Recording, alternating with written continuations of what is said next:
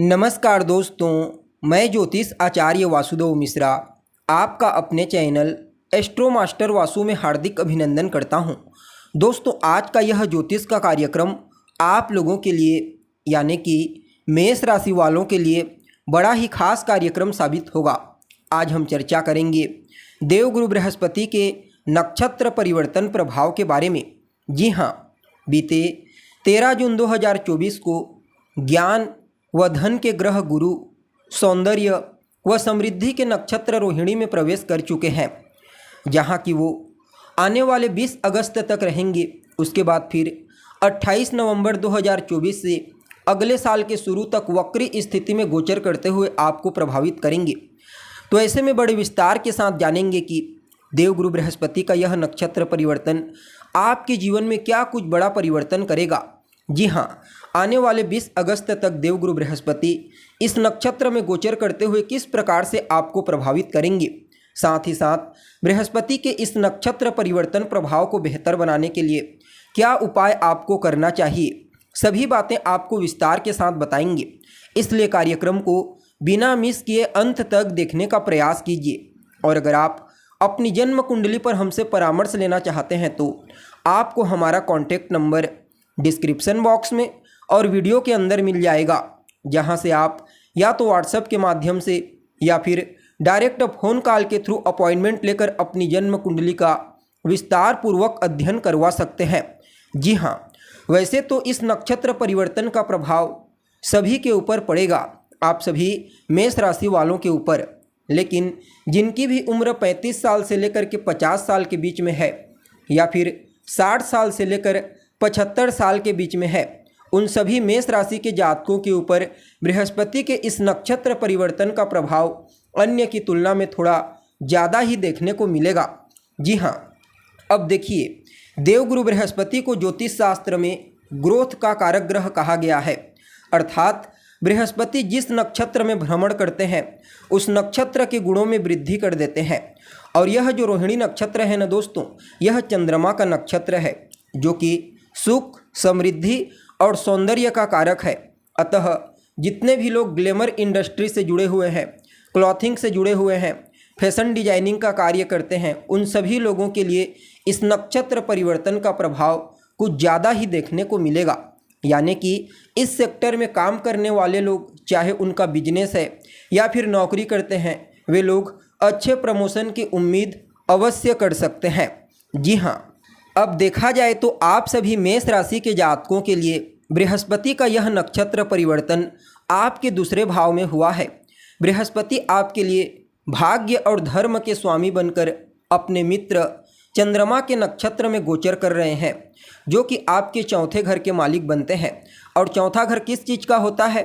तो चौथा घर हमारी मन की शांति का, हमारे परिवार, हमारी प्रॉपर्टी का भाव होता है। और चंद्रमा को व्हीकल का कारक ग्रह कहा गया है, इसलिए चौथे घर से वाहन का विचार किया जाता है। तो यह समय कोई नया वाहन खरीदने के लिए, कोई नया घर खरीदने के लिए बहुत ही अच्छा रहेगा, क्योंकि यहाँ पर एक तरह से केंद्र त्रिकोण का कॉम्बिनेशन बन रहा है। क्योंकि चंद्रमा आपके चौथे भाव अर्थात आपके केंद्र भाव और बृहस्पति 9वें भाव अर्थात त्रिकोण भाव के स्वामी बनते हैं, तो केंद्र त्रिकोण का कॉम्बिनेशन बन रहा है।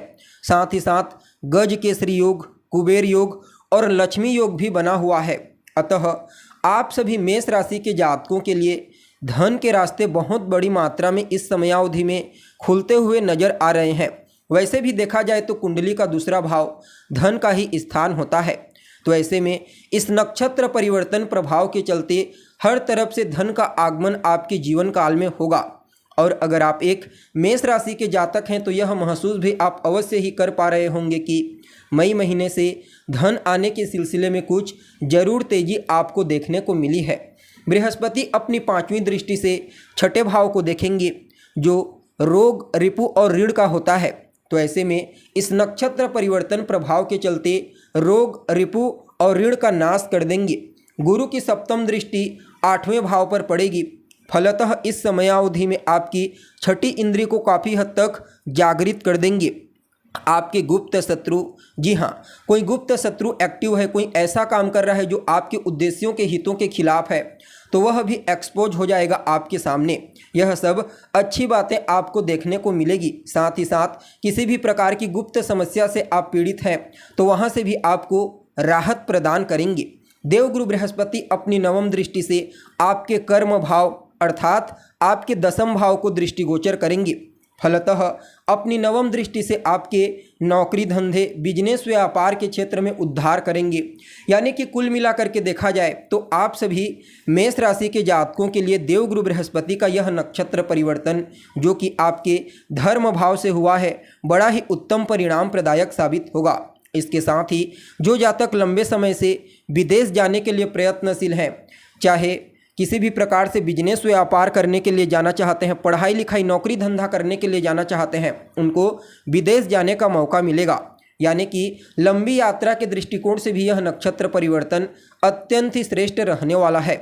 जहां धर्म कर्म पूजा पाठ धार्मिक अनुष्ठान की तरफ आपकी रुचि बढ़ेगी तो वहीं दूसरी तरफ आपको अपने वरिष्ठ जनों का, अपने गुरुजनों का, अपने से बड़ों का विशेष आशीर्वाद और स्नेह प्राप्त होगा और उनके ही ब्लेसिंग के चलते आप विशेष सफलता हासिल करेंगे।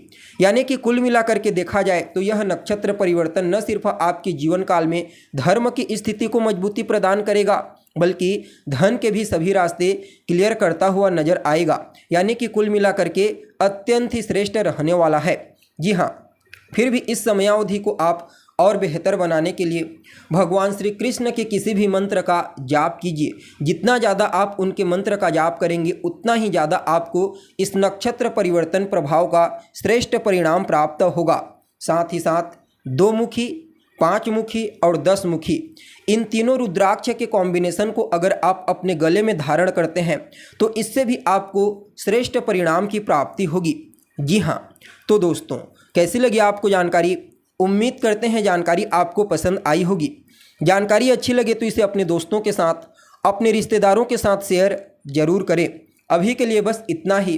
पुनः मुलाकात होगी एक नए और ताज़ा एपिसोड में। तब तक के लिए नमस्कार।